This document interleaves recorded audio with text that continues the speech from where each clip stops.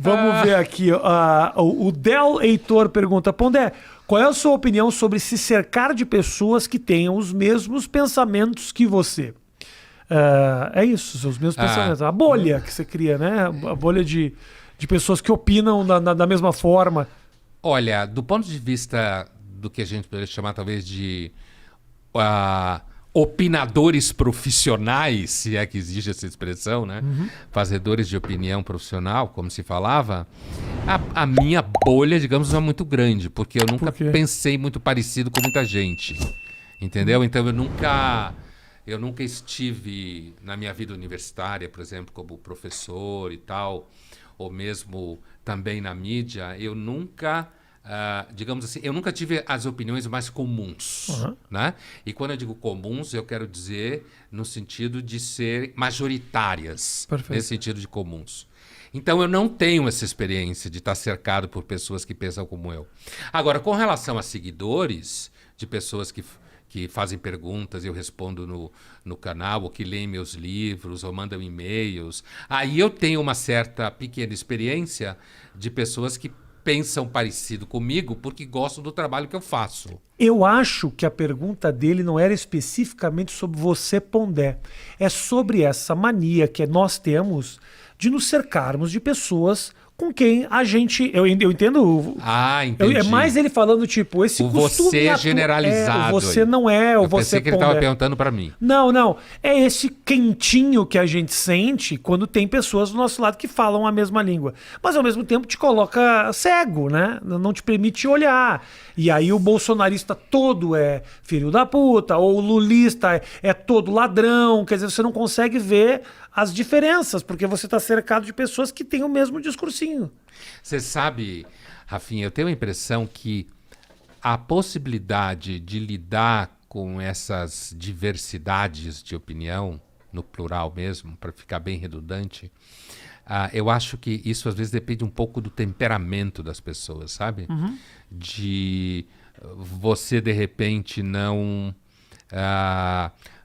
você não está em nenhum dos polos da manada, Sim. que está tudo muito polarizado, e ao mesmo tempo você conseguir lidar com a ambivalência das coisas. Às vezes eu tenho a impressão, aos 62 anos, eu tenho a impressão que isso depende um pouco de temperamento. E temperamento é destino pra caralho na vida. Então, porque às vezes sair da bolha pode ser muito desconfortável, né? Porque principalmente se a tua bolha garante afetividade, autoestima, jantar, sexo, amizade. E organização, né? Um raciocínio organizado. Eu sei o que eu penso. Exatamente isso. Eu sei como começa, isso. Eu sei o que falar, o que é certo. Eu sei onde aquilo chega. E sair disso, às vezes, pode deixar você um pouco num terreno que você gera mais ansiedade. E aí eu acho que, às vezes, muita gente faz a propaganda do debate, mas, na realidade, o debate é uma coisa que quase não existe, porque na universidade não existe. É um mito. Né? E não é por causa de ideologia, porque a universidade é marcadamente à esquerda. Como já foi a direita na Europa em outros momentos e tal, também não há debate. Não há debate porque ninguém quer perder o emprego, ninguém quer ter problema no colegiado. É uma questão política que não é ideológica. Sim. É política institucional. Então, na mídia é mais fácil ter algum debate, ainda que no âmbito profissional você também tem a relação profissional. Então, você chutar o balde com alguém aqui hoje, esse alguém pode ser alguém que vai decidir alguma coisa para você num canal, numa redação, entendeu? Então, no mundo de gente grande, o debate muitas vezes tem que ser um debate dentro de um cercadinho. Entendi. Sabe? Sim. Então... com certo controle, né? como se fosse meio que uma sala de estar ali, ou um jantar entre pessoas e tal, porque volta aquela coisa lá, Colgate ficou brava com você pede desculpa. Sim. Né? Agora, eu acho que tem algumas pessoas que, por temperamento, podem sobreviver um pouco mais facilmente fora dessa necessidade de estar preso só numa linha de pensamento. Mas eu acho que isso tem muito a ver com temperamento. Não acho que seja formação, não. Formação de... Eu acho que necessariamente não, porque tem muita gente super formada aí e ir rezando em cartilhas ali, ó. E se você colocar alguma coisa fora da cartilha, a pessoa já começa a dizer que isso está fora do mundo, que isso não é real.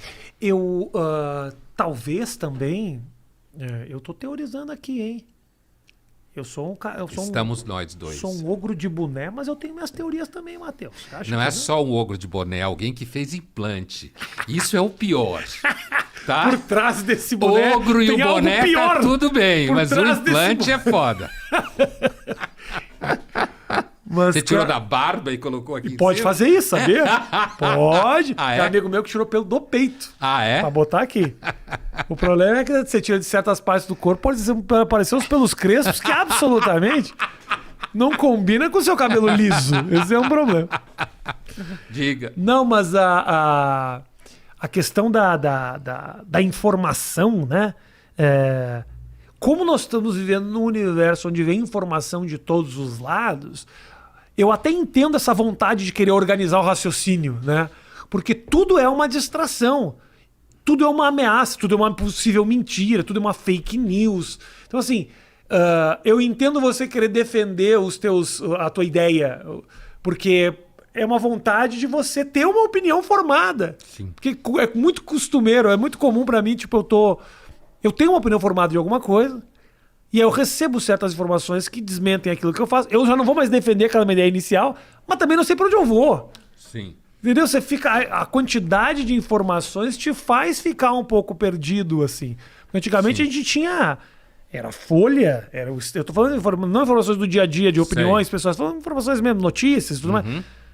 Eu tenho a Folha, eu tenho o Estadão, eu assisto o Jornal Nacional, eu tento abrir um pouco mais a minha cabeça para poder ali ter um outro jornal, eu vou na CNN.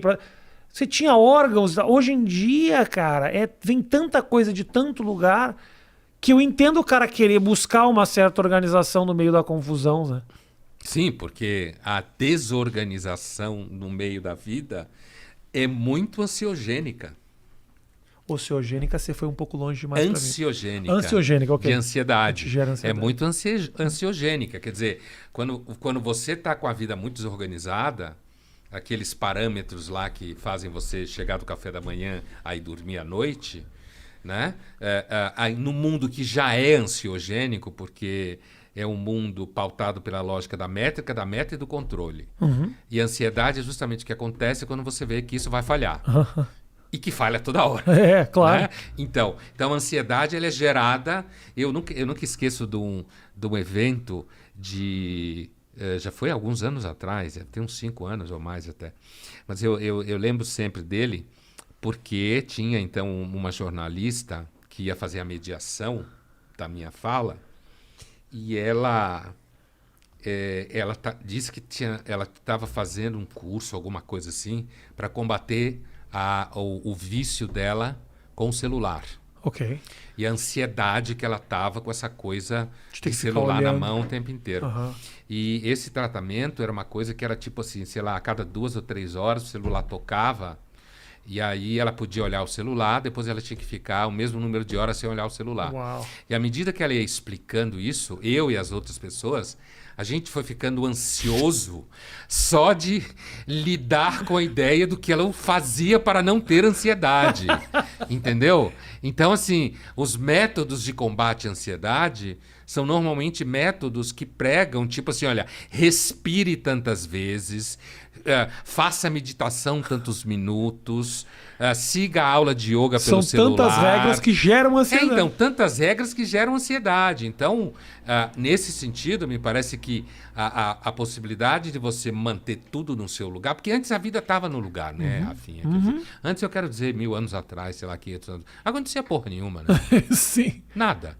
Peste, guerra, você nascia filho de ferreiro, você era ferreiro. Quantas gerações. Isso. A menina, quando chegasse uma idade, era mãe.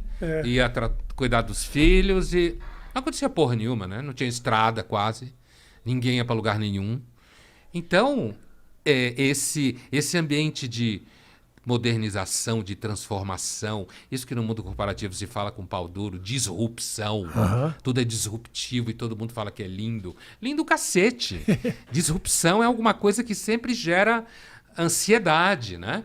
Então, eu tenho a impressão que tem muito fetiche de como escapar da ansiedade. Entendi. E que esses fetiches geram mais ansiedade. Toda razão. Toda razão. E um monte de informação acaba também gerando muita ansiedade. Claro. Ontem eu estava assistindo o jornal com a minha mulher e foi o dia da morte do Paulo José? Paulo José. E hoje o Tarcísio Meira. Hoje o Tarcísio Meira faleceu. Esse é gravado ou é ao Esse é vivo? gravado. Esse é gravado. Né? A gente grava pra... Tá. Depois, se eu falar alguma merda, eu tiro. Sim. Pra Colgate não ficar bravo. Nunca tiramos nada.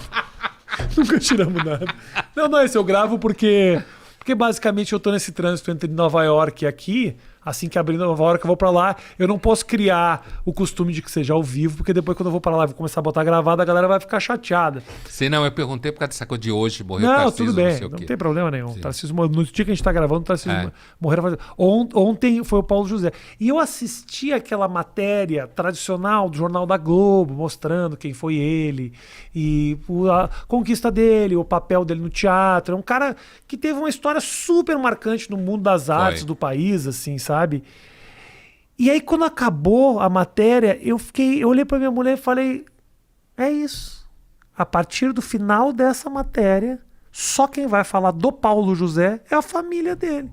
E os colegas e tudo mais. Então, assim, uma passagem marcante pra caralho pro país. Ele vira... E aí me bateu um pouco de ansiedade. Eu falei: caralho, daqui a pouco eu morro. E aí? Não vai ficar nada? Não vai... O que eu posso deixar? Me deu vontade de ser marcante, ganhar uma guerra, eu não sei. Você sabe que tem uma passagem, a passagem da Ilíada, né?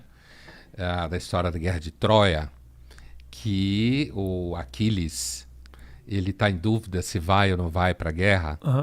É uma passagem famosa, porque ele vai falar com a sua mãe, que é uma deusa, daquelas deusas lá. E porque ele não sabe, ele não gosta muito do Agamenon, que é o rei que ele vai representar na luta contra Troia e tal. E então a mãe vira para ele, que vê o futuro, né? Mas aqui não é nenhuma questão de ser profetisa. Ela fala assim: olha, se você ficar em Larissa, que era a região da Grécia onde ele vivia, você vai casar, você vai ter filhos, você vai ter netos, e você vai ser lembrado pelos seus filhos, pelos seus netos.